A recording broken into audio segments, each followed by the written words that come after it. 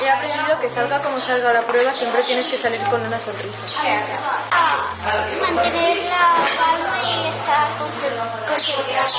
Es que entre todos, tanto nuestro equipo como todos los demás, sepamos valorar el esfuerzo de los niños. Lo hagan mejor, lo hagan peor, pero a la larga son amigos y los padres tenemos que ser igual. Pues yo he aprendido a no ponerme nerviosa porque todo saldrá bien. Bueno, hemos aprendido que con constancia y dedicación todo se consigue. Aquest campionat jo crec que mostrar suport als seus companys és el més important. Que los niños tienen muchísima más capacidad de lo que los adultos les ponemos encima. Es decir, son capaces de trabajar y de luchar con unas ganas y con una ilusión increíble.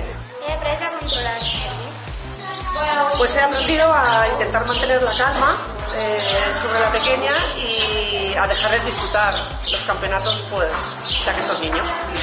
He aprendido que la competición es el resultado de entrenar mucho. En este campeonato he aprendido que antes de la requisa tengo que aprendérmela bien y que de los errores se aprende.